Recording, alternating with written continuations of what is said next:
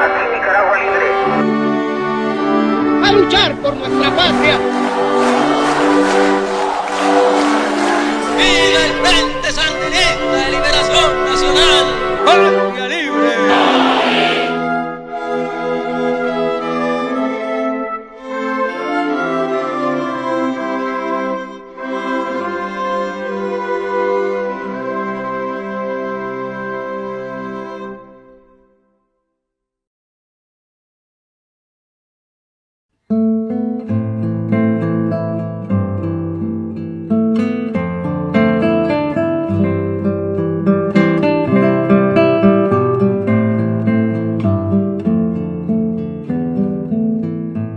La historia de Nicaragua no se concibe sin Sandino. No podés concebir Nicaragua sin Sandino. Sandino supo recoger, supo expresar ese espíritu independiente, esa ansia de libertad política, de libertad social, de libertad económica, que expresa el pueblo nicaragüense. Primero en su lucha de resistencia frente a la dominación española y posteriormente en su lucha de resistencia frente a la intervención norteamericana. Y es por eso que la bandera azul y blanco no está completa sin la bandera roja y negra. Hicimos un voto de decisión, morir, porque él dijo: no vamos a vencer nosotros, pero no faltarán nicaragüenses patriotas que levanten el estandarte de la libertad de Nicaragua. Sandino no solo fue un patriota, sino un revolucionario. No solo fue un defensor de la soberanía nacional, sino que fue un antiimperialista. No solo fue un nacionalista, sino que fue un internacionalista. Fue un hombre con un pensamiento político bien claro, con una idea bien clara sobre la transformación social que Nicaragua necesitaba. ¿Ves? Entonces es un hombre con una visión completa sobre la construcción de la nación como tal, no solo la defensa de la soberanía de la nación. ¿Ves? Y de hecho es la primera expresión organizada de la lucha.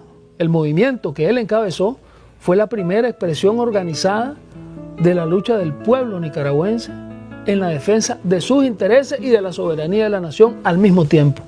Recordemos que en 1848 se registra el primer tratado de los gobiernos de Nicaragua con los Estados Unidos, lesionando los intereses de Nicaragua. Y en 1854 y 1855 se registran las primeras agresiones armadas de Estados Unidos contra Nicaragua.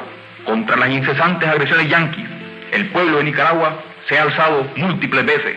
Entonces, cuando se habla de explotación aquí, el mismo Sandino lo decía en sus escritos, la clase obrera sufre hoy, decía Sandino, una doble explotación, la de la burguesía nativa y la de los capitalistas extranjeros.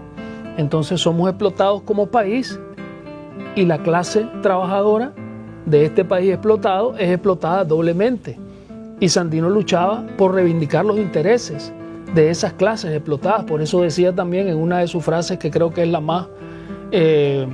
la que mejor expresa sus ideas, el contenido de su lucha, que es en la que dice: mi espada defenderá el decoro nacional y dará redención a los oprimidos. Con Sandino es la primera vez que se construye una alternativa popular y que es el mismo pueblo el que dirige una lucha armada con un objetivo diferente a la toma del poder por simplemente la toma del poder, que era lo que hasta ese momento había ocurrido, que los terratenientes con banderas diferentes se levantaban los unos contra los otros y llevaban a sus peones a la guerra.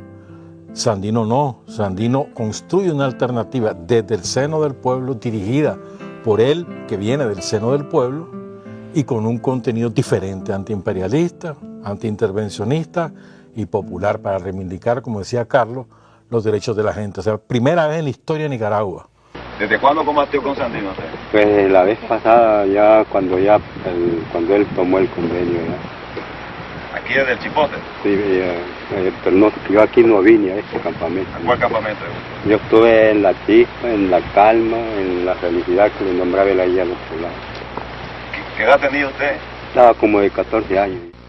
Sandino se ha defendido en puñado de gente, dice que morirá pero que nunca se vende.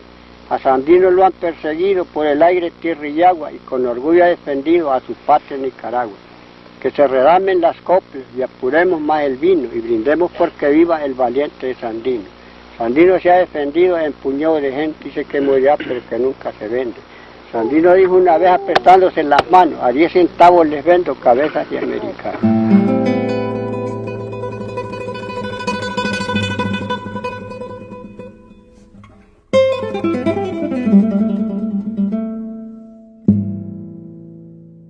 Valores, vamos a hablar de valores. No fumaba, no tomaba, no tenía vicios de ningún tipo. Un hombre súper trabajador, sincero, honesto, buen amigo, hermano, etc. Sí. Llega y organiza un ejército. Se da cuenta de la explotación que existe del hombre por el hombre, cuando a los mineros los sobreexplotan. No les pagaban ni con dinero, sino que les daban un papelito para que fueran a comprar en la comisaría del dueño. O sea, era un negocio redondo y una explotación tremenda. Sandino se rebela con los mineros, crea la primera moneda de oro, sale la descripción de la moneda, indios de Sandino, el valor $10, y esas monedas fueron fabricadas específicamente para remunerar a los mineros que durante años fueron explotados. De ahí comienza su gesta, pero una gesta que, como les digo, que siempre fue acompañada con una idea filosófica. Fue capaz de poner sus propios recursos a disposición de una causa revolucionaria. A mí me parece que es muy importante el aporte de Sandino como autodidacta. Ese hombre se formó a sí mismo. Claro, también viajando, también en el contacto con las luchas sindicales en México y en todos los países que visitó. Pero es fundamental que él se preocupó de su propia formación. Él no estudió primaria, pero después él leía y estudiaba. Ese hombre se conocía a Bolívar. ¿Cómo explicás que un hombre, un campesino nicaragüense, haya podido conocer a Bolívar en la dimensión que la conoció, que discutía de tú a tú con los bolivarianos que acudieron al ejército defensor de la soberanía nacional? ¿Cómo lo explicas si no es por un espíritu autodidacta? Es más una inteligencia nata que le permite, con un arraigo, un sentimiento de clase que le permite interpretar además a Bolívar, no solamente leerlo por leerlo, sino también interpretarlo. Por eso es tan brillante el supremo sueño de Bolívar, ¿no? Como un documento extenso. Como secretario de él, ¿tuvo otro secretario, el general Sandino? Bueno, en caso de necesidad, ¿verdad? Decía fulano, venía a hacer esto, sultano, a sus generales, ¿verdad? Vengan, hagan esto, y él los ponía a escribir allí, pero el que constantemente yo andaba en todo, y con el que hacía él su correspondencia para el extranjero y para aquí a Nicaragua, era yo. En esta gira que hemos hecho por toda la Segovia, los que estuvieron cerca de él, combatientes sandinistas, nos han hablado de que era un hombre escrupuloso en el aseo. ¿Qué nos podía contar de eso? De eso, sin tacha. Era el hombre más aseado que yo conozco en mi vida. Todo, todo, todo. Y una vez recuerdo yo que recién llegado donde él, cuando nos mandó a llevar, yo salí con mis botas fuertes, sin amarrar, y allí, como lo hacía en mi casa, que no había novedad, ni con toda tranquilidad, ni peligro. Y me dice, Pedrito, ¿y si el enemigo lo sorprendiera así como está? Usted dejaría las botas y usted saldría descalzo. Tiene que aprender mucho. ¿Ves? Sí, general, tiene razón. Siempre amarse sus botas, hermano. Siempre, siempre. Porque hay que estar listo. ¿Cómo hizo ese hombre para escribir tanto? O sea, para dejarnos un legado escrito, una constancia escrita de su pensamiento, que además nos permite impedir la tergiversación de su lucha y de su significado y de su pensamiento. Es decir, él nos legó algo que es para nosotros una herramienta fundamental en la defensa del carácter revolucionario de la lucha que él libró. Entonces, era un visionario, pero además las condiciones difíciles, aparte de su poca formación académica, las condiciones en las que tuvo él que hacer eso, es decir, en la montaña, en la selva, en medio de esa lucha tan difícil, en aquella época en que era mucho más difícil escribir y divulgar lo que el internet era el telégrafo. Imagínate vos, es decir, entonces esa preocupación, es asombroso ese interés que él tuvo en dejar constancia de su pensamiento, de sus ideas. Pero además, Sandino tiene otros aportes, es un genio militar natural. O sea, ¿cómo te explicás que en esas condiciones que describías vos, con un armamento escuálido, mínimo, ¿verdad?, haya podido derrotar a los gringos en el terreno? O sea, no estamos hablando de que los derrotó políticamente, que eso ya está... De hecho, no, en el terreno. Los derrotaba batalla por batalla, los engañaba, aplicó la guerra de guerrilla. Sandino lo estudió Mao. Al Sandino lo estudiaron vietnamitas. La guerra de guerrilla que él crea, o mejor dicho... Era un genio militar, claro, sin duda. Pero además, o sea, Sandino no es que se sentó y le inventó, no, las condiciones de la guerra lo obligaron a hacer ese tipo de guerra, que es después de la batalla de Ocotal. Ocotal, sí, ¿verdad? Correcto. Y hay otra cosa también, me parece a mí, a veces se nos olvida la bestialidad con la cual atacó Estados Unidos a Nicaragua, pero es bestialidad. El primer bombardeo a una ciudad en la historia del planeta es en Nicaragua, es a Ocotal. Después bombardearon Chinandega y la destruyeron. O sea, y además las atrocidades que nos cometieron contra los campesinos, contra todo el mundo, porque ahí era tierra arrasada, no era solamente al soldado sandinista, era a los campesinos.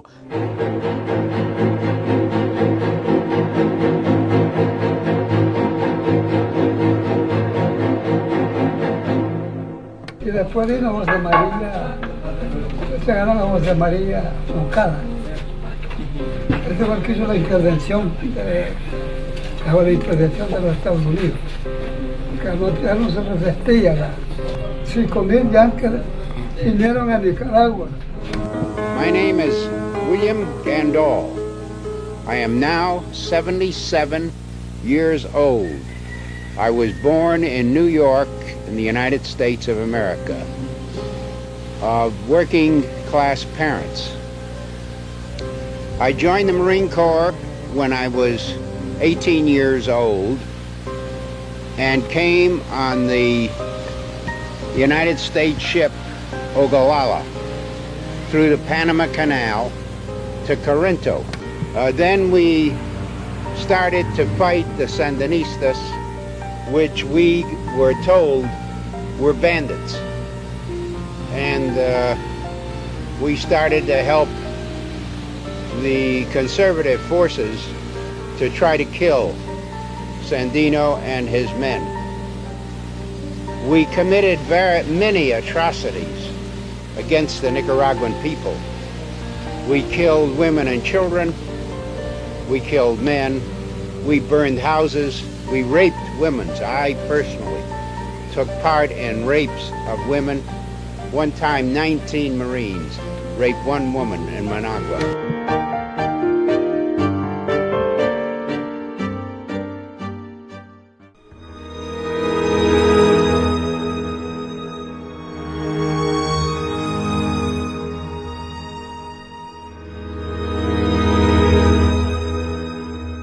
Sandino dando la vida por la paz. Y que él se encontraba aquí, en esta ciudad de Managua. Había resistido y derrotado a los invasores yanquis. Tuvieron que retirarse, pero claro, al retirarse, dejaron su instrumento, su brazo armado, asesorado por ellos mismos, creado por ellos mismos, lo que se conoció como la Guardia Nacional. Y al frente de la Guardia, un traidor, un vendepatria, un pelele, como le llamaba Sandino, pero que en ese momento no descubría todavía que ese pelele, que en los días en que Sandino había bajado aquí a Managua a trabajar por la paz, a firmar acuerdos por la paz, había cesado la guerra porque Sandino se había comprometido que retirándose las tropas yanquis, él cesaba el combate y que se dedicaba a un proyecto económico, social, dirigido fundamentalmente a las cooperativas agrícolas en el campo. Y bajó de Huihuilí y vino a Managua y se encontró con el jefe de esa guardia creada por el expansionismo yanqui. Y el jefe de la guardia, igual que Judas, le dio el beso a Cristo, le dio el abrazo a Sandino. Y ahí está la foto para la historia.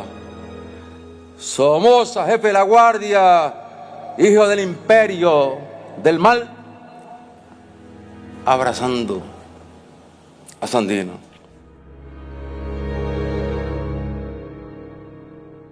A Sandino lo matan aquí el 21 de febrero. Pero, o sea, aquí lo capturan, allá debajo lo capturan y lo van a matar a 7 kilómetros de aquí. Pero hubo un intento de asesinarlo días antes, en diciembre, en una finca que está al otro lado de Tizcapa. ¿Ah, sí? Sí, hay un reporte de uno de los choferes, de los ministros que se reunían aquí, que decía que el plan ya estaba concebido para eliminar a Sandino. No es Somoza en realidad el que lo mata. O sea, él hace la ejecución. Sí, hay una orden, ¿no? La orden es de Estados Unidos. Estados Unidos es el que le da la instrucción, le da el permiso y le dice que lo mate, que lo asesine. Él era nada más que un ejecutor. Hay declaraciones de dos personas que están en la historia, ¿no? Eso está registrado en la historia. Dos conservadores jóvenes de aquella época que estuvieron en un acto que Somoza hizo meses después de haber asesinado a mi abuelo en Granada, en la ciudad de Granada, y que bien borracho, Somoza dijo abiertamente ¿cuál es la cosa? Si a mí el que me dio la orden de matar a Sandino fue Bliss Lane, el embajador de los Estados Unidos. Pero Bliss Lane inmediatamente, eso es mentira, eso es un borracho, eso no es cierto.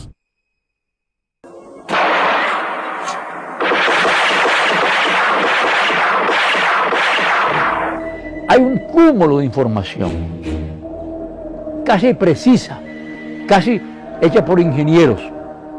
¿Dónde están los restos? ¿En qué sitio? ¿En la aviación? ¿En lo que es actualmente la escuela? Digo, la Policía Nacional en Ayax Delgado. Pero la verdad es que no están en ninguna parte. Sandino, la falta de encontrar los restos de Sandino han creado el mito.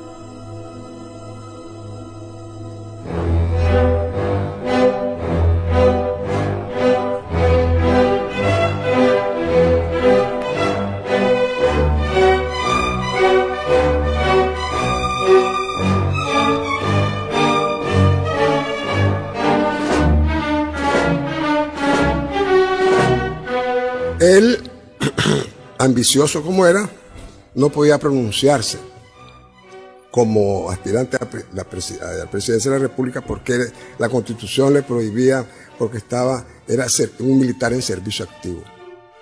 Y también era casado con la sobrina del presidente. Entonces él tenía 2 candados. Sin embargo, sus amigos, entonces estos amigos del general Sánchez Somoza proceden a proclamarlo por todo el país. Hasta que él se decide, pues, ¿verdad? Y dice, si mis amigos lo quieren, yo no puedo impedir que mis amigos quieran. Un oasis prendido en las riberas del mar Pacífico, se levanta majestuosa la hacienda Montelimar, de propiedad del general Anastasio Somoza. Son tierras veraces regadas abundantemente y dedicadas al cultivo de la caña de azúcar, ganadería, cereales y frutas.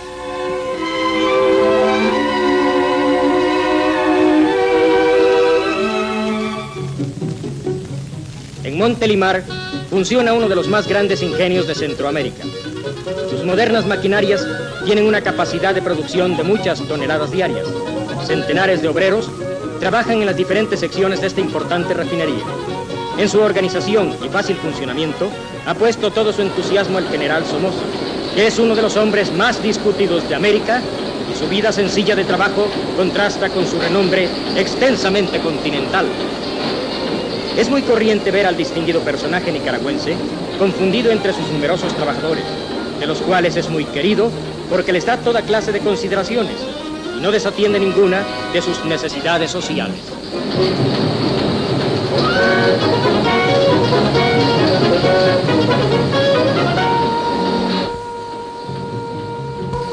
El general Somoza ha realizado una intensa labor de progreso en Nicaragua que hasta sus mismos adversarios le reconocen, y es también un incansable luchador que ama la tierra y amorosamente la cultiva. El juicio de la historia tendrá que proclamar que el general Somoza ha sido uno de los hombres que más han hecho por su patria.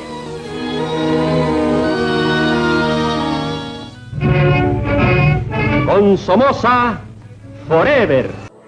Los Somoza fueron una familia de dictadores que oprimieron y explotaron a Nicaragua durante 42 años, del 37 al 79 del siglo pasado. Esos eran todos pitillán, que hablaban inglés entre ellos. El primero de la dinastía fue Anastasio Tacho Somoza García, que gobernó durante 19 años. Comenzó su carrera militar luchando contra Sandino a las órdenes de los infantes de Marina de Estados Unidos, que entonces ocupaban Nicaragua. Y cuando los Marines se fueron, lo dejaron como jefe de la Guardia Nacional. Somoza engatusó a Sandino y lo asesinó. Tacho Somoza era el típico dictador latinoamericano, anticomunista, asesino y ladrón. Decía: presidente de Nicaragua, Nicaragua es mía, Nicaragua es mi hacienda. Fue de Tacho Somoza que el secretario de Estado de Roosevelt dijo que es un hijo de perra, pero es nuestro hijo de perra. Aunque Somoza era un cachorro del imperio, tenía una manía que era incómoda para Washington. Odiaba la democracia de su vecina Costa Rica, a la cual invadió 2 veces, en el 48 y en el 55. En ambas ocasiones los costarricenses, a pesar de no tener ejército, rechazaron la invasión somocista. Salvo algún suave regaño, y aunque ya estaban listos y formados en Estados Unidos los familiares de Somoza que podían continuar la dictadura, y parecía que Tacho Somoza iba a ser eterno.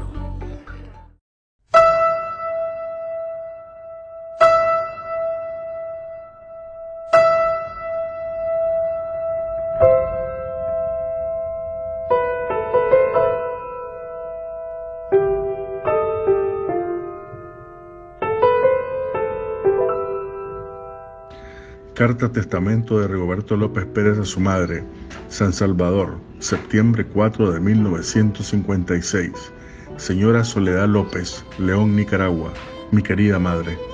Aunque usted nunca lo ha sabido, yo siempre he andado tomando parte en todo lo que se refiere a atacar el régimen funesto de nuestra patria, y en vista de que todos los esfuerzos han sido inútiles para tratar de lograr que Nicaragua vuelva a ser, o sea, por primera vez una patria libre, sin afrenta y sin mancha, he decidido, aunque mis compañeros no quieran aceptarlo, tratar de ser yo el que inicie el principio del fin de esa tiranía.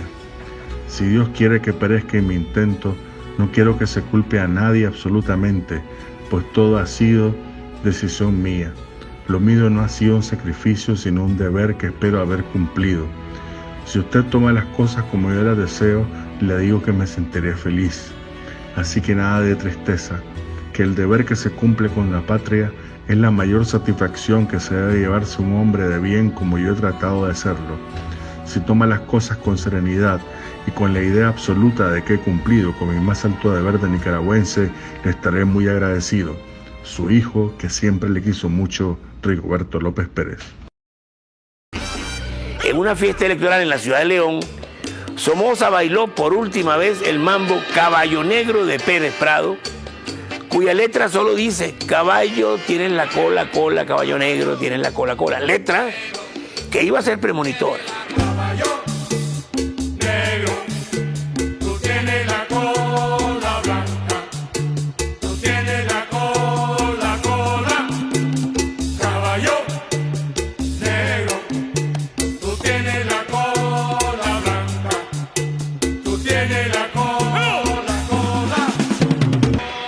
Cuando Somoza terminó de bailar, se sentó y el joven poeta Rigoberto López Pérez se acercó a la mesa y le hizo 5 disparos con un revólver 38, de los cuales le acertó 4.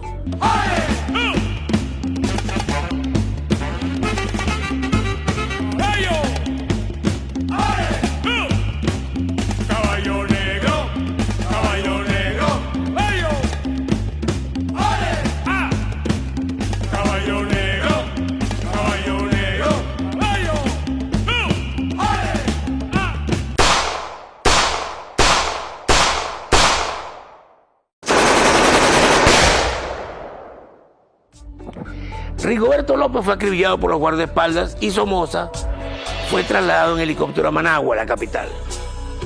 Ninguna de las heridas era mortal. La más peligrosa y dolorosa era la que tenía alojada cerca y un poco más abajo de la quinta vértebra lumbar, cerca del coxis, en el manojo de nervios conocido como cauda de esquina o cola de caballo.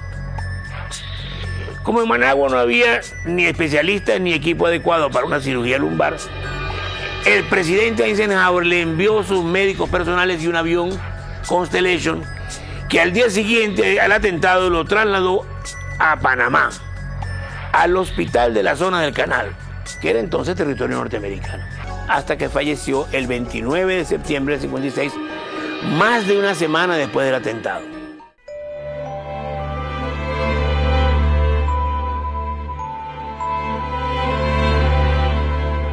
La acción de Rigoberto, que no fue una acción aislada, como en algún tiempo lo quiso vender la dictadura, y sí un trabajo conspirativo de algunos jóvenes menores de 30 años, dentro de los que estaba mi padre. Rigoberto es el que demuestra con la acción, en compañía de Ausberto, de Cornelio y de Edwin Castro, como diría el poeta Benavides, de que la dictadura no era inexpugnable, de que sí se podía derrotar. Para dejar el camino abierto que teníamos que aprovechar para lograr zafarnos de las garras del imperio. Rigoberto, con su acción, le dio al pueblo la llave de su propia redención, de su propia liberación.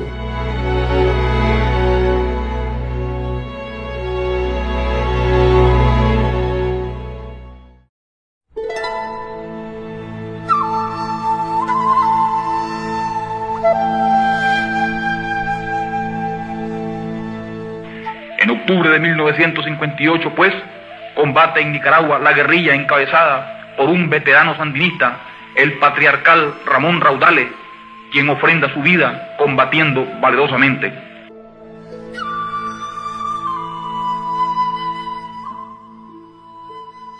Esta lucha toma cuerpo en el intento de revolución armada más importante que se había articulado hasta la fecha, que es el Chaparral.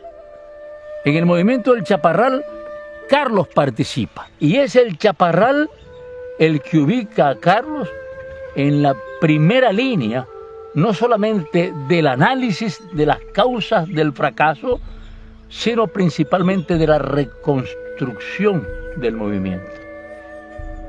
Se da cuenta que no es posible hacer la revolución sin la participación y sin la organización del pueblo. Carlos descubre uno de sus grandes hallazgos teóricos de dejar a un lado la tesis de la invasión para iniciar la construcción de la revolución dentro de Nicaragua.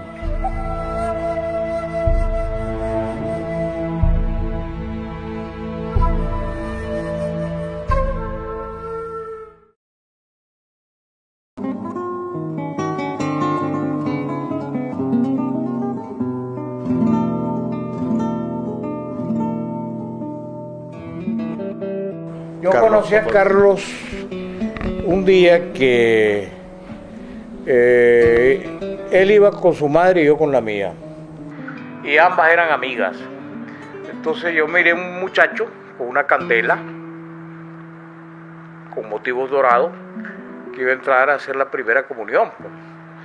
Y entonces yo le pregunté a mi mamá, ¿quién es ese muchacho? Como Carlos no era hijo de matrimonio, llevaba el apellido de su padre, pues, porque el padre de él era un señor adinerado llamado Fausto Amador. Pues después él, ahora le dicen Carlos Fonseca Amador, pero a él no le gustaba que le dijeran Carlos Fonseca Amador. Yo me llamo Carlos Fonseca. Y él quería llevar el apellido nada más de su madre. Mi papá tenía en Matagalpa una radiodifusora que se llamaba Radio Musum, y Carlos llegaba ahí porque debido a su situación económica, la de su madre, él trabajó desde niño, repartía telegramas, pero además lo conocía de verlo, no había nunca tenido ningún tipo de relación, porque teníamos una relación muy cercana con la familia de su padre. Mi abuelo era muy cercano y familiar de la madrastra de Carlos, doña Lolita, tenía su casa por aquí. Y ahí lo veíamos. Yo empecé a verlo ya con capacidad de interesarme, a hablar con él, cuando ya nos venimos a Managua en el 57. Porque resulta que lo veía seguido en la casa del padre. Mi mamá era amiga de él y una vez llegó a la casa a vender un libro que se llamaba Un nicaragüense en Moscú. Sí. Y entonces mi mamá ya me presentó, yo ya estaba estudiando la secundaria, empezaba, o el sexto grado, no me acuerdo, ya estaba en el Goyena yo. Y a partir de ahí desarrollé una gran admiración, porque era un joven, como todos los jóvenes, con aspiraciones, con necesidades, pero tenía empeñada su vida en la liberación de Nicaragua. Y casi que me aprendí de memoria el libro Un nicaragüense en Moscú. Y muchas veces digo algo que él decía, y lo dice en ese libro. Decía que era una vergüenza a veces, que cuando uno decía, le preguntaban de dónde sos y decía Nicaragua, la gente decía Somoza.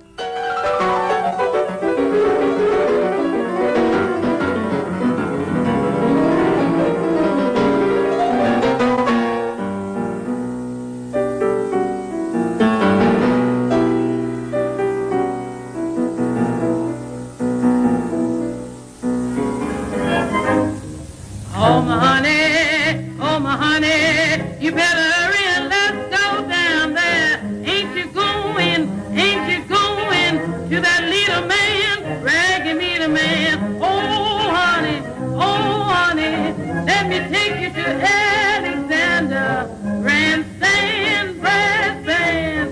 Ain't you coming along? Come on in here, Alexander, the ragtime band. Come on in here, it's the best band in the... Y un día conocimos a un muchacho, también muy joven en ese entonces, que se llamaba Ramón Gutiérrez, quien había estado en la biblioteca de mi padre, que era muy grande. Mi padre tenía una biblioteca de más de 100.000 volúmenes y se había robado todos los libros de marxismo de la biblioteca de mi padre. Entonces, con esos libros de marxismo que se robó Ramón Gutiérrez, empezamos a estudiar marxismo en la casa de mi tía Esmeralda Martínez en Matagalpa. Y empezamos a estudiar libros que ahora ni siquiera los leería, creo yo, el Anti-Düring. Bueno, un libro interesantísimo que lo recuerdo es El Estado y la Revolución de Lenin. Empezamos a leer El Capital, pero era un compendio muy sintético del Capital, y no sé si le entendimos algo, pero de todas maneras empezamos a estudiar marxismo, pues, y empezamos a ser sandinistas desde aquella época, a admirar a Sandino. De repente un día de tanto llega Carlos Alegre, porque había encontrado un libro interesantísimo que se llama Sandino o El Calvario de la Segovia, supuestamente escrito por Anastasio Somoza. y ahí aparecen un montón de cartas de Sandino. Eso fue un hallazgo increíble para Carlos. Aquí está el pensamiento Sandino, qué bruto Somoza, pues nos puso en bandeja el pensamiento de Sandino con ese libro. ¿De qué servía leer un libro de Marx o de Engels o de Lenin si no conocíamos lo que teníamos en los pies? No conocíamos dónde estábamos. Y entonces él se obsesionó porque leyéramos la historia de Nicaragua, que leyéramos todo a uno de derecha, para entender cómo pensaba la derecha y qué era Nicaragua desde el punto de vista muy importante, qué era Nicaragua desde el punto de vista productivo, qué era Nicaragua desde el punto de vista histórico, qué era Nicaragua desde el punto de vista social, porque él en ese momento ya estaba claro que un cuadro que no tiene esa capacidad, que no llena esos requisitos, le falta. El Carlos que yo había conocido en mi niñez, el Carlos que había conocido en la vida clandestina, el Carlos que había conocido ahora en esto, no había ninguna pérdida, todo era pura ganancia. Era un acumulado de cosas que hacía un valor incalculable y por ello mismo pues la derecha, por supuesto, estaba obsesionada en acabarlo, ¿ves? Cuando capturan a Carlos Fonseca y se va a los juzgados. Yo recuerdo esa escena y la he escrito, que cuando llegamos un grupo de chavalos del gobierno a respaldar a Carlos, nosotros lo vemos y alguien inventó una cosa, una consigna. Bueno, no había consigna, no había nada de eso. ¿Quién causa tanta alegría? Carlos Fonseca con su guerrilla. Entonces se nos ocurrirá cantarlo al juzgado donde está él. Ahí salió, ahí mismo en los juzgados sale. Y recuerdo como hoy la imagen de Carlos cuando sale del juzgado, ya con los guardias y todo, que se para, se ganó un empujón por eso. ¡Viva Sandino! Lo conocí a Carlos en tercer grado de primaria, en la escuela pública de Matagalpa, que le decían el instituto, le decían la escuela pública. Allí los dos estudiábamos el tercer grado de primaria y la profesora que nos daba clase era la Irma Mantilla. No era común, Carlos, no era común. Es un hombre que ya viene predestinado a tal extremo que nosotros le decíamos el santo laico. Si nos gustaba una muchacha y le veíamos la pierna a una muchacha, entonces él nos llamaba la atención y nos decía, véanle las piernas a la revolución, que son más bellas. Es un hombre con una mística nunca vista, con un don de mando, con una preparación política e ideológica, con una concientización, con un espíritu de lucha, un hombre destinado para hacer un movimiento de liberación, dirigir a un pueblo y llevarlo a la lucha.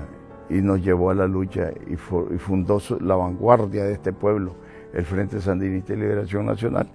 De Carlos es hablar de un santo laico, es hablar de un hombre que amó intensamente, que se dio, que se entregó en cuerpo y alma, que no hay tacha en Carlos, no hay un pero, no hay un punto negro en Carlos Fonseca Amador.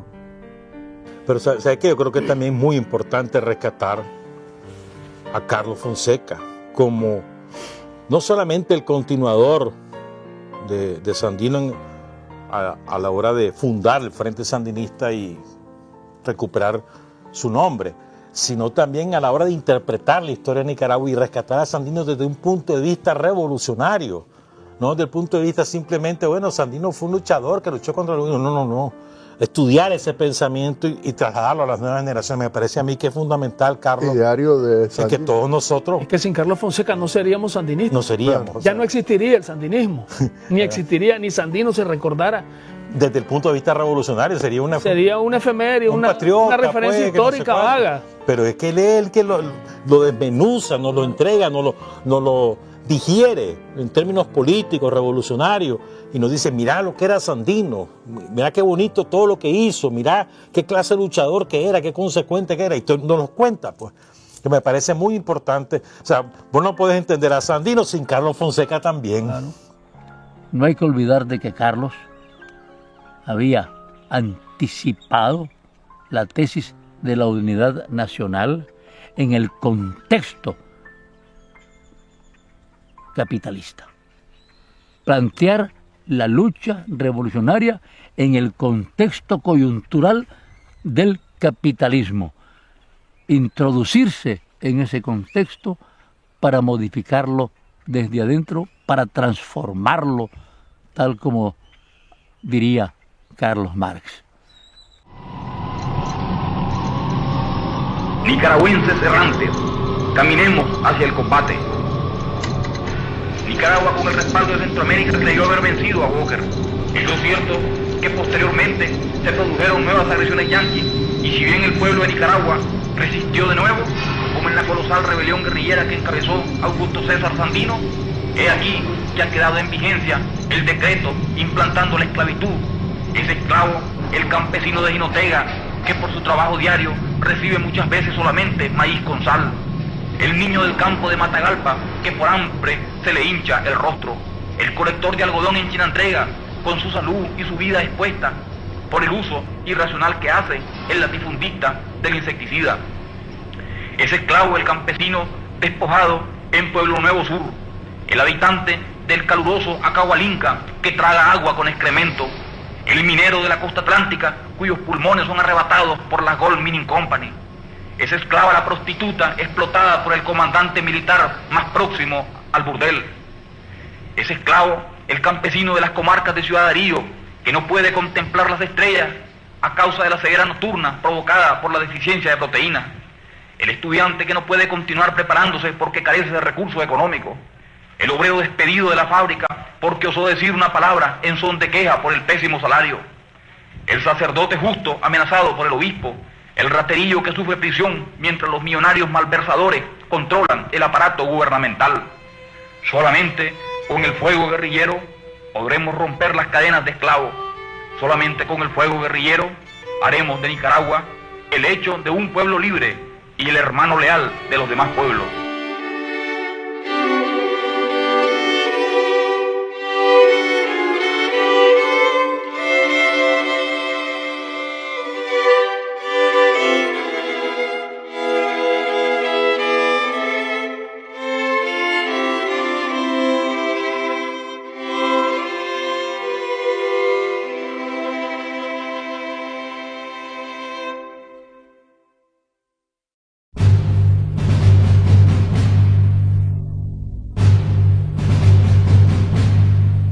Participé junto con Carlos, Silvio Mayorga, Jorge Navarro, Francisco Buitrago, el coronel Santos López, entre otros, y fundamos el Frente Sandinista de Liberación Nacional. Fidel Castro nos había recomendado que fundáramos un Frente de Liberación Nacional, ¿verdad? Una sugerencia, porque Fidel siempre fue muy respetuoso a nivel de sugerencia.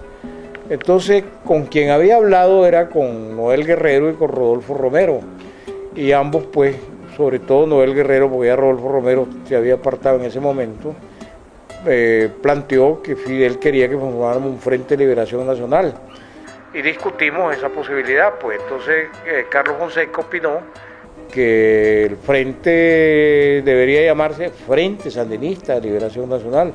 Y nos mandaron a pintar. Pongan FSLN.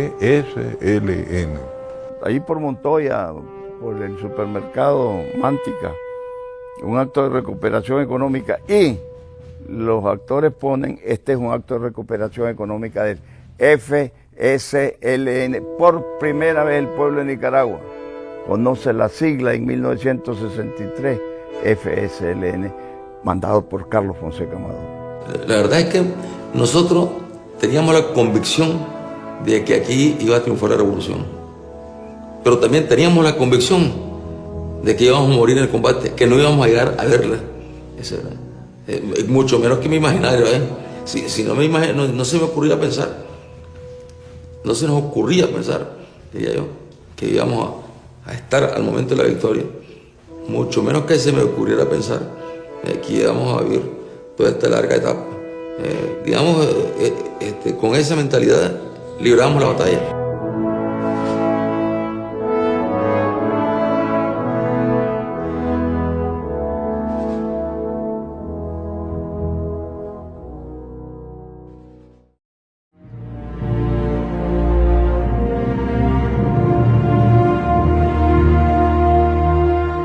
La primera guerrilla que organizamos en el río Patuca, después en el río Coco y Bocaí, y ahí pues nos derrotaron. El hambre nos derrotó más que la guardia, la soledad de la montaña, la falta de apoyo. Raití Bocaí como primera gesta guerrillera del FSLN. Bautizo estudiantes como Jorge Navarro, Iván Sánchez, Modesto Duarte, Mauricio Córdoba, Francisco Buitrago, trabajadores como Faustino Ruiz, como Germán Pomares, que no cayó, participaron en la gesta de Raití Bocaí Tomás, nuestro comandante Tomás Borges, Silvio Mayorga, que resultó herido, y el coronel Santos López, del Coro de Ángeles del Ejército Defensor de la Soberanía Nacional. Nadie tiene amor más grande que el que da la vida por los demás. Ellos dieron su vida. No estuvieron protegiéndose ni cuidándose, sino entregados totalmente a construir la paz. Yo entré en el Frente Sandinista de Liberación Nacional en el 63. Después de la gesta heroica de Raití Bocaí, entré con Pablo Úbeda. Ahí Pablo Úbeda se quedó allá en Rancho Grande, Gualala y esa zona. De manera que ahí el Frente Sandinista, puedo decirlo así con seguridad, que en ese momento no era un movimiento guerrillero, era un movimiento de organización. Para adelante, ¿no? Porque no queda otra. No íbamos a inventar, sino que ya había que continuar y profundizar esas ideas, ese proyecto también.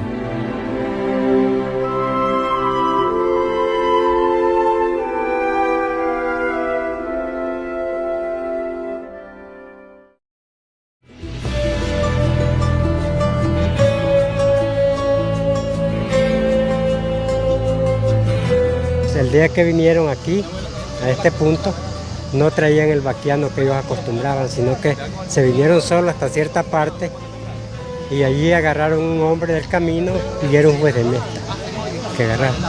Entonces el juez de mesta lo que hizo fue venirlos a dejar allí y después se fue a acusarlos con la guardia, ¿verdad? Entonces le cayeron 300 guardias a las 6 de la mañana, fue la masacre aquí. Había una motivación porque ellos tenían ese sueño de que la dictadura no fue buena, ¿verdad? Mataba a los chavalos, porque donde decían anda un sandinista y andaba la guardia. Que sí, nosotros vimos muchas masacres aquí, no solo los compañeros, otra gente que el que colaboraba era muerto, si se daban cuenta. Entonces los jueces de mesta tenían que tener mucho cuidado. En ese momento, virtualmente nadie nos apoyaba.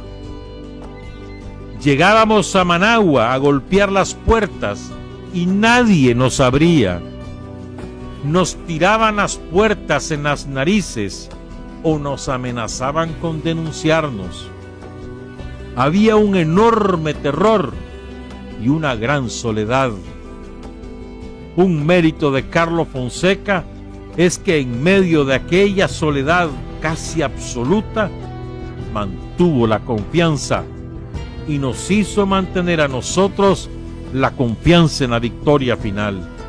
Es un hecho trascendental.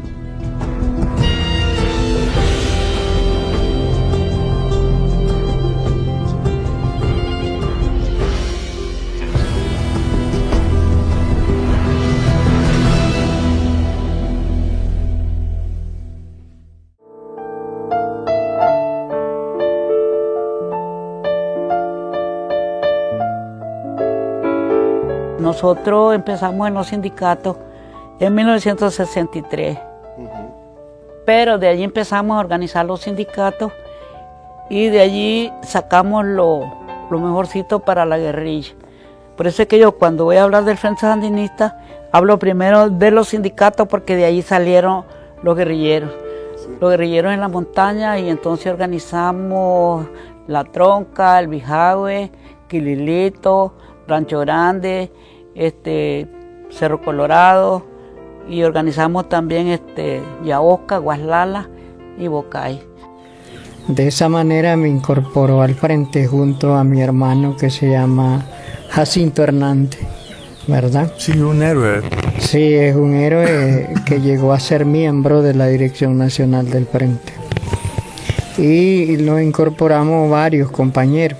Yo comencé a colaborar con el Frente Sandinista, reclutado por un señor que se llamaba Antonio Rodríguez Mairena y el comandante Tomás Jorge Martínez, que fue el segundo hombre que llegó a mi casa. Buscaba cómo pasar alimentación, llevar alguna información, pasarles la comida, algunos víveres que teníamos que comprar, lo hacíamos en diferentes ventas. Después, con el compañero Juan José Quesada, Primo Rivera, el compañero Jorge Sinforoso Bravo, el compañero Eder Munguías, al comandante Carlos Fonseca. Comandante Carlos Fonseca, un consejero de la lucha, de cómo nosotros lo íbamos a impulsar en una lucha tan peligrosa. Los hablaba realmente Carlos del régimen, la dictadura militar somocista que existía aquí, de criminales, de violadores y asesinos, que realmente estuvieron en nuestro cuerpo también vistos. Vimos cómo asesinaban los guardias, los jueces de mesta a los compañeros. Entonces eso lo explicaba. Y en cada sindicato había su junta directiva, pero el tope de la gente que bajaba de Managua eran de nosotros. Ya después se metió en Narino de lleno, yo también, pero tuvimos problemas porque se me iba hasta 3 meses. Hasta 3 meses y decía yo, ¿para dónde agarré este hombre? Y solo a mí me dejaba allí, plantaba, que tenía que limpiar el café, arrancar los frijoles y todo eso. Es que él fue el dirigente y nosotros empezamos los sindicatos porque él se organizó en la CST Independiente. Sí, Bernardino Díaz Ochoa. Después de eso hacían sus reuniones y pasó a ser presidente de la CSTAN, Confederación General del Trabajo, con otros países, y ya hicieron, bueno, pero que de allí salieron los guerrilleros. Hasta que usted llegaba a Matagalpa, a la montaña, y hablaba con cualquier campesino, te ayudaba, ¿me entiendes? Te ayudaba a llamar, te ponía en contacto con otras personas. Porque uno decía, mire señor, vamos a hablar claro, yo soy guerrillero, yo soy de la guerra, venimos a transformar el país. Inmediatamente el campesino te apoyaba. ¿Por qué? Porque el paciente en ese tiempo tenía una tradición de lucha contra la intervención y contra los gobiernos. En ese tiempo. Y todavía, pues, que tal vez cuando vos llegabas con la expresión de la lucha contra el gobierno, contra los yanquis, te apoyaba.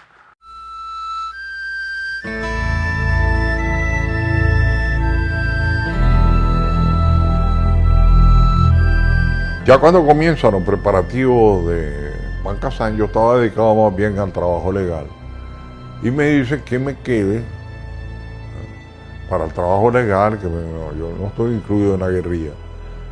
Pero ya había caído preso una vez por andar tirando volantes.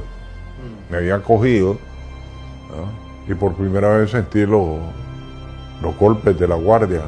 Me golpearon, bueno, no decirte que me malmataron, pues, pero sí me golpearon. Entonces resulta que ya como soy alguien de alguna confianza, ya lo suficientemente fogado en manifestaciones, pedreaderas, todo eso que se daba en esos años. Empezamos a realizar en medio de las manifestaciones actos de sabotaje, ¿no?, contra vehículos de la Embajada Norteamericana y vehículos de la Guardia Somocista. Después de una de esas protestas, me capturan. Ya estaba Oscar Turcios aquí Yo era amiga de Julio Buitrago desde que estaba en el Goyena. Y un 21 de febrero de 1966 se me acercó Daniel. Yo ya sabía quién era y me dijo: me han encargado notificarte que se te acepta como militante del Frente. Por eso yo lo digo, la gente cree que es broma, pero es serio. A mí me dio la militancia, Daniel Ortega me la notificó y solo él me la puede quitar, nadie más me la puede quitar. A nadie más le reconozco derecho a hacerlo. Me integré pues al pequeño grupo operativo que había en Managua. Celín Chible, Manuel Rivas Vallecillo, Jorge Sinforoso Bravo Sáenz, Daniel Ortega, ya. El responsable era otro. Daniel subía a la montaña, bajaba y se integró a un operativo de un banco. Y resulta que uno de los cajeros lo conocía por amistad de infancia y lo quema. Entonces lo saca en los periódicos, se busca. Yo estaba en una casa y cayó la guardia. Entonces, cuando el dueño de la casa mira a través de las persianas, que es la guardia la que está afuera, me sube al techo de la casa. Y ahí estuve en el techo de la casa, me escondí, y ahí estuve en el techo de la casa.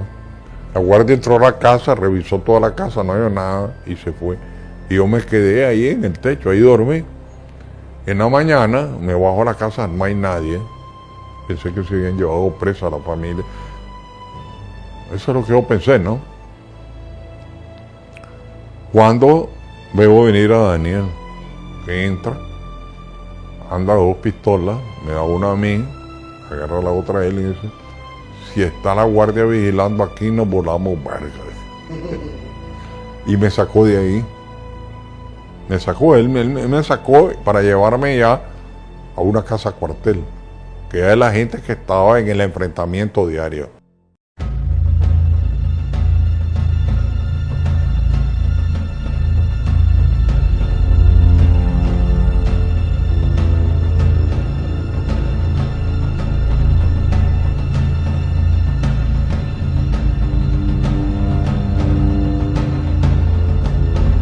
Ese día habíamos estado discutiendo porque una compañera, la compañera Mirna Mendoza, que vivía en una casa de seguridad que no era esa, pero que llegaba a diario ahí a recoger a los hijos de Enrique Lorente y de Gloria Campo, que vivía con nosotros en esa casa, porque los llevaba a la escuela.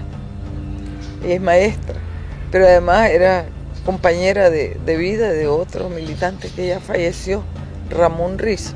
Y estábamos discutiendo de eso. En esa discusión estábamos cuando oímos un culatazo en la puerta. Esa casa tiene 2 puertas, una que da a la sala y una que da a un pasillito de acceso. Entonces el culatazo fue en esa puerta del pasillito y oímos las características carreras y el ruido que hacen las botas militares sobre la acera. Entonces nos levantamos, él inició el ascenso al 2.º piso porque ahí teníamos el arma y la mejor capacidad para defender la casa, porque lo que sí sabíamos es que de ahí no íbamos a salir vivos. Y Julio me lanzó un revólver 38 pequeñito, calibre corto, y empecé a hacer disparos y le pedí a Julio que me disparara porque yo sabía que yo iba a ser capturada si la guardia estaba ahí adentro y no había para dónde más coger. Si intentaba subir con él, me iban a balacear. Pero él frunció el ceño y me dijo que no. Y él siguió su ascenso. Yo lo que estaba era deteniendo a la guardia para que él pudiera seguir. Y efectivamente, pues ahí en el intercambio de balazos, recibió un disparo, un guardia, que me cayó encima y me agarró. Y entonces los otros guardias lo jalaban y yo iba arrastrada por el guardia porque se agarró de mí con mucha fuerza. Claro, estaba muriendo porque era un balazo. Por eso fue que me llevaron a un jurado de conciencia y me acusaron de ese asesinato, pero no podían demostrar.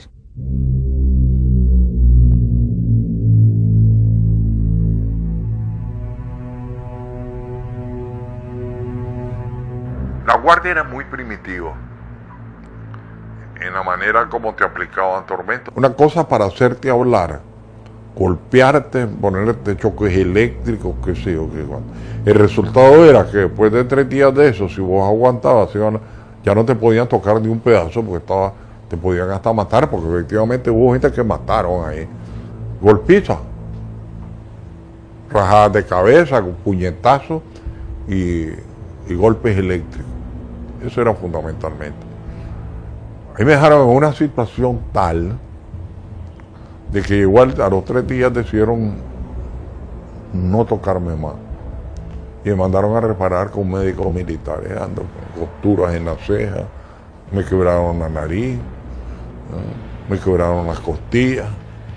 Una salvajada, pues. Esa era la forma como ellos actuaban. Fíjate que Daniel tiene una cicatriz y dio una patada. Era salvajismo abierto.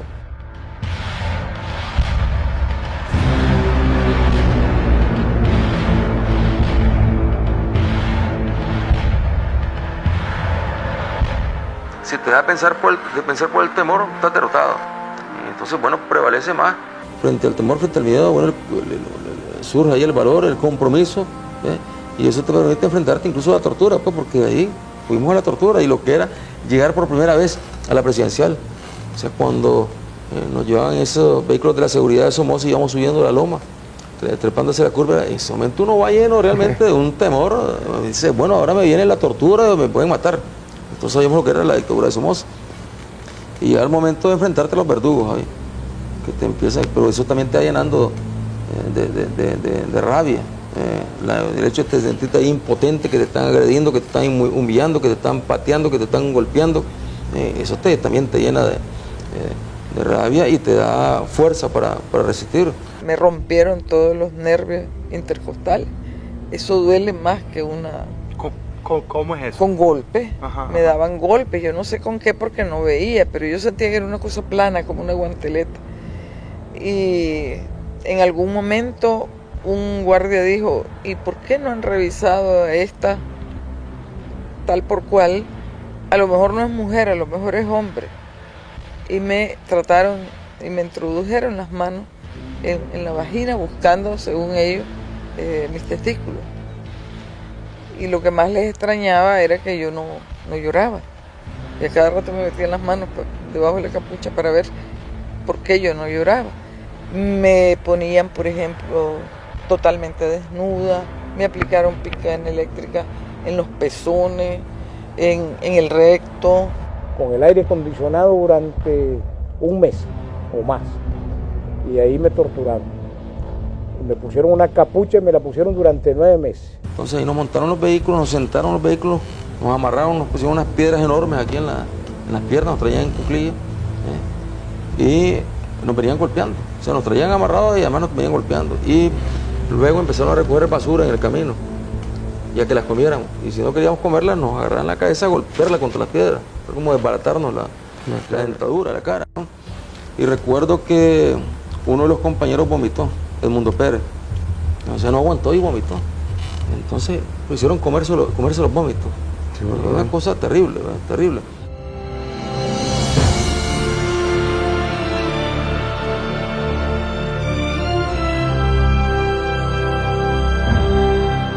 Cuando yo subo a la montaña, subo con una moral extraordinaria, digamos con las baterías cargadas, porque el impacto que te causa cuando pasas abruptamente de un medio a otro y sobre todo cuando vos no estás preparado físicamente para eso, es muy fuerte.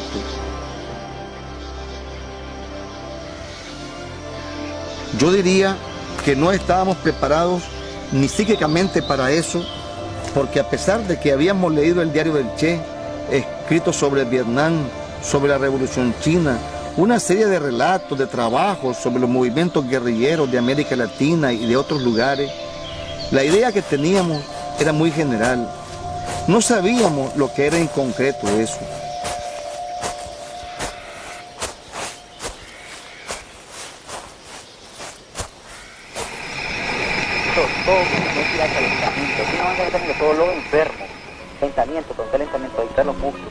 Llegamos al campamento y ¿cuál fue mi gran desmoralización? cuando después de un mes de caminar o 2 meses de caminar, me encontré que eran como 10 o 15 guerrilleros y que ese era el núcleo que habría de provocar la revolución y de mandar al traste la dictadura de Somoza.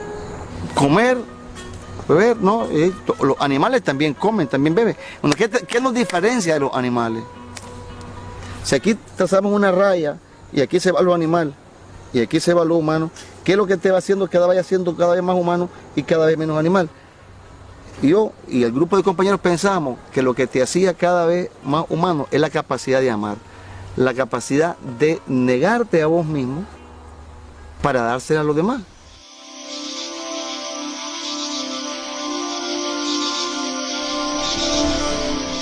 En la gente hay hambre, repito, tenemos hambre, no apetito, porque como dice René Viva, una cosa es tener apetito y otra cosa es tener hambre.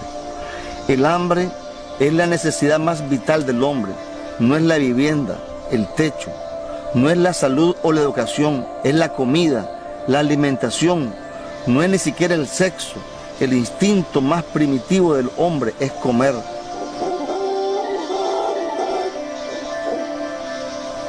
Yo te juro que cuando andábamos mareados de hambre, me podían poner a la Raquel Welch en sus mejores tiempos, junto a un trocito de carne podrida, y yo no me hubiera tirado sobre la carne fresca de la Raquel Welch, sino sobre el pedazo podrido de carne.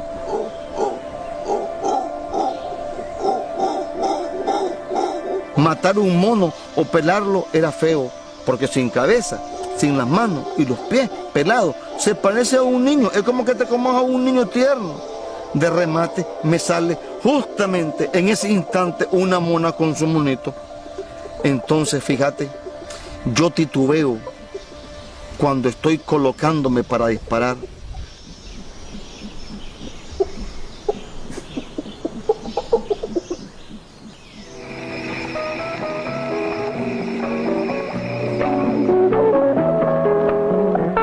Carolina, amante del contacto natural, se divierte con sus gustos deportivos en los extensos y verdosos campos de su residencia.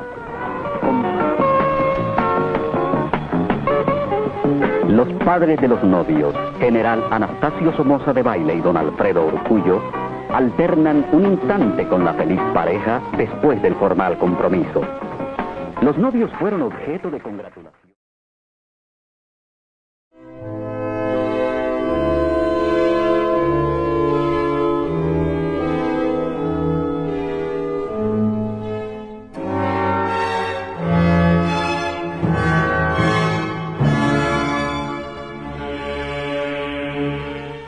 Terremoto efectivamente agudizó las contradicciones y se dio un fenómeno, y es que Somoza, que había creado y desarrollado y enriquecido a un sector del liberalismo que no tenía acceso por apellido al capital y que era visto de menos por la oligarquía conservadora,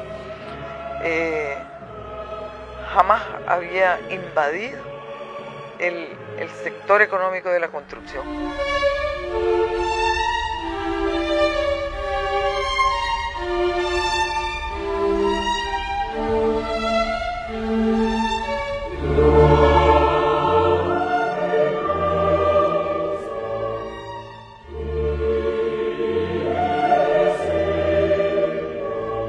Se cerca Managua con grandes cercos de alambres de púa, se declara el estado de sitio dentro de las 500 manzanas de tierra de la ciudad capital y nadie podía entrar aquí, el que entraba era tirado por la guardia porque estaba prohibido, era estado de sitio en el centro histórico de Managua.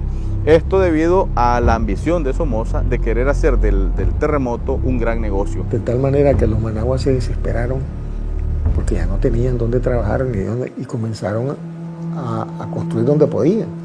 Entonces salieron más que nada a las carreteras. Salieron a la carretera Masaya, salieron a la carretera norte, que es la que va al aeropuerto.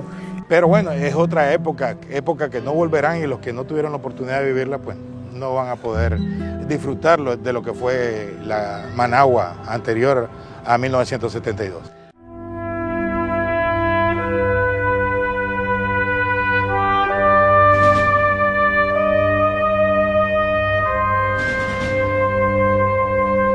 La represión había sido tan fuerte que no teníamos casas de seguridad. Entonces hubo momentos en que tuvimos que dormir bajo de un puente o trasladarnos por último a León, donde se inició el trabajo de crecimiento que se llamó de la etapa en silencio de acumulación de fuerza. En este periodo se amplió el trabajo político a nivel nacional, pero se inició en León con base de los estudiantes de la universidad y luego fue creciendo hacia los diferentes sectores. Entonces, compañeros, que cuando hagamos la lucha reivindicativa de obreros y los campesinos, que cuando estaremos trabajando por construir una nueva Nicaragua. Entonces, compañeros, que los invitamos a que participen en las movilizaciones que se den en favor de los intereses populares. Pero no es momento para estar haciendo huevo a ningún sector de la burguesía. Entonces, ¿qué podemos decir? De que la marcha de la victoria no viene. Estábamos sometidos a una situación compleja.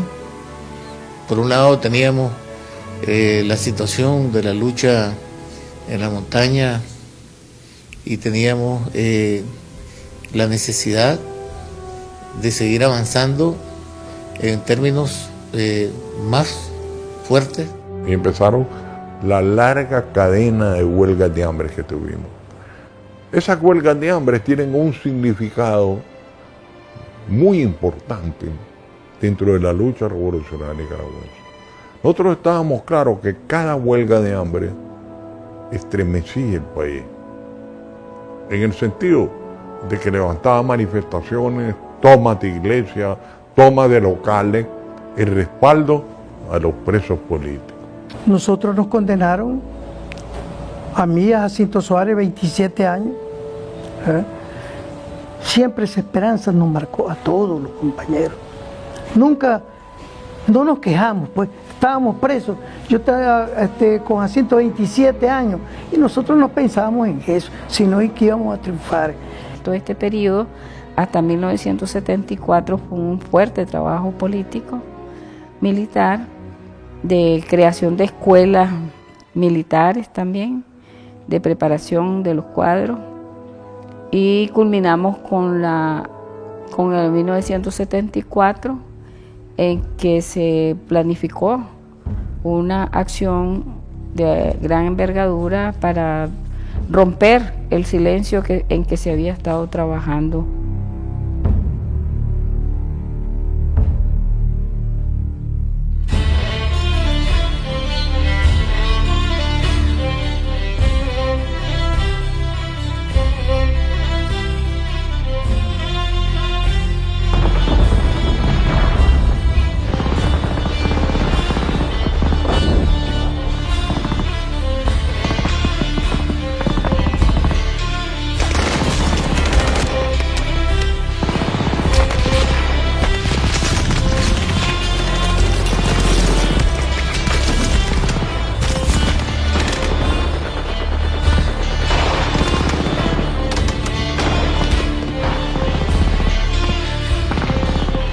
Tenemos 16 presos del frente, ¿verdad? Entre ellos hay muchos cuadros buenos, cuadros de dirección y cuadros intermedios, con mucha capacidad organizativa.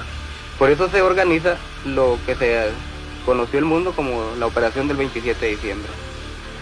Este era un cóctel que le estaba dando José María Castillo al embajador Shelton de Estados Unidos, ¿verdad? Pero a nosotros no nos convenía escoger al embajador allí, porque con la tradición que hay en Nicaragua de las intervenciones gringas, ¿verdad?, contra nuestro país, entonces nosotros lo que estamos viendo es vigilando que el embajador se vaya. Nosotros sabemos que al terminar el cóctel el embajador es el primero que se va. Entonces el compañero Contreras, que le decíamos Marco, y también que de ahí del número 0, nosotros le decíamos 0 en operación, es el primero que salta del carro con una pistola en la mano disparando contra los agentes que están cuidando. Pero adentro se dio el caso de que José María Castillo, él sabía que era un criminal del somocismo, pues. Y entonces él partió para adentro de la casa a la hora de los tiros afuera y sacó armas. Él tenía un arsenal adentro. él salió aventando tiros para afuera, ¿verdad?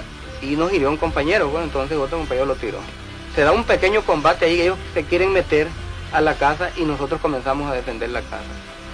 Pero de allí Marco habla por teléfono en medio del combate con José Somoza y le dice que si hay más tiros, el primero que vamos a matar es al embajador de Chile, ¿verdad? Y accedía a esa casa. Entonces ya se terminaron los tiros. Entonces nosotros llevamos un montón de peticiones, ¿verdad? Lo que más considerábamos nosotros que no iba a aceptar Somoza era hacer una publicación, ¿verdad? Donde se denunciaba todos sus crímenes, ¿verdad? Y pedíamos $5 millones, un avión para viajar a cualquier país amigo. Entonces, pero él dice que acepta hacer la comunicación a nivel nacional por los 2 principales diarios del país y por radio, en cadena de radio y en televisión. Entonces, cuando él hace esa proposición, nosotros aceptamos, y que además que no podía cumplir en darnos $5 millones, sino que solo nos daba $1 millón. Entonces nosotros dijimos, bueno, es un éxito rotundo, pues.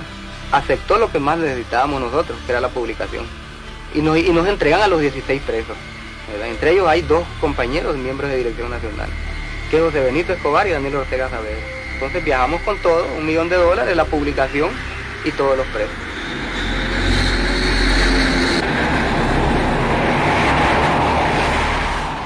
En el marco de esos objetivos, mi participación dentro del Comando Juan José Quesada tuvo que ver con una etapa de entrenamiento y con una etapa de participación activa a la hora del asalto, ¿verdad? Que fue un asalto armado a la casa de Chema Castillo y que resultó exitoso. Mi participación fue como soldado de fila, bien dicho por Eduardo Contreras y bien asumido por mí. Y desde ese momento, si revisamos la historia, ha sido una vida de rebelión.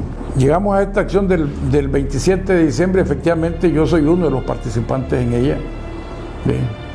Era un comando compuesto por 13 compañeros, lo dirigía Eduardo Contreras, y estábamos claros completamente, el Frente Sandinista estaba completamente claro que a la raíz de esa acción Somoza iba a desatar la represión más brutal que podía desarrollar, como así sucedió. Sabíamos que estábamos en manos del enemigo y que el enemigo podía recurrir a cualquier cosa cualquier cosa era posible, ¿verdad?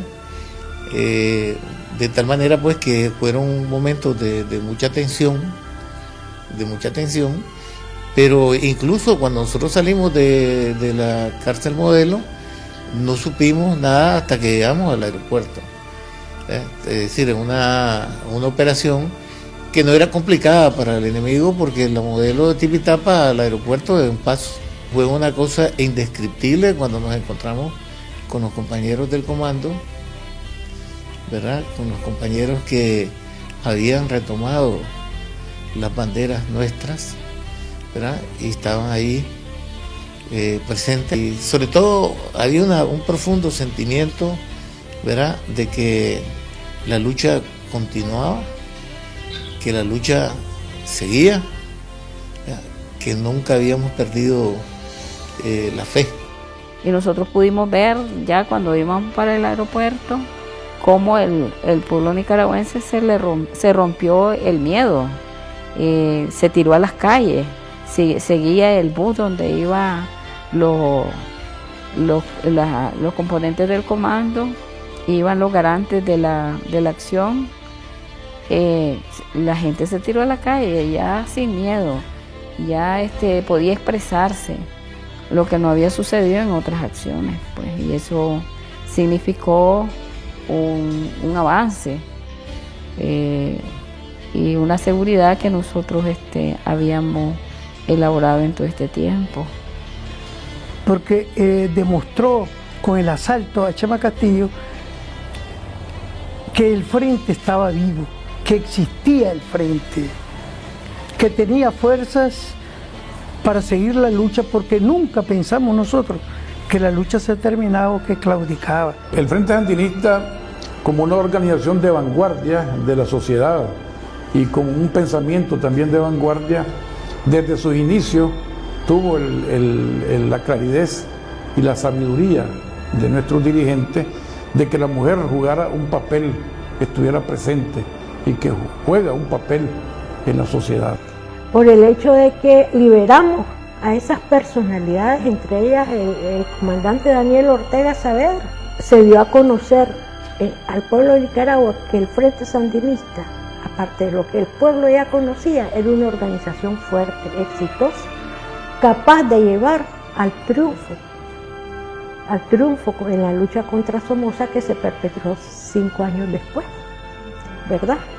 Entonces fue como el preámbulo, fue como el preámbulo al triunfo de la revolución. Con la acción del 27 dio un salto. Ese movimiento revolucionario, ¿verdad?, llevó a efecto la revolución, la última revolución del siglo pasado. En esta hora, las masas populares de Nicaragua cuentan con su propio instrumento político guerrillero, el Frente Sandinista. Esta es la respuesta a la imposición de los partidos liberal y conservador, instrumentos de la oligarquía vendepatria de Nicaragua. Sean cuales sean las diferencias entre los nicaragüenses, cada uno tiene lugar en la fila del Frente Sandinista. Tal característica es compatible con la posición de vanguardia del sector que se identifica con la clase obrera y la clase campesina y que se guía en la acción con la filosofía del socialismo científico. Es fundamental en el Frente Sandinista la unidad entre los verdaderos revolucionarios y los verdaderos cristianos. Es la unidad que forjaron fusil en mano en la cordillera de la América oprimida el comandante Ernesto Che Guevara y el sacerdote Camilo Torres. Todo esto justifica nuestro llamamiento a formar por los diversos rumbos del campo, la montaña y la ciudad nicaragüense distintos comités sandinistas clandestinos, capaces de ponerse al frente de la lucha local político-guerrillera. En cada barrio, fábrica, centro de estudio, oficina, templo, debe formarse un comité sandinista clandestino. En cada comarca rural, hacienda, centro minero, debe formarse un comité sandinista clandestino.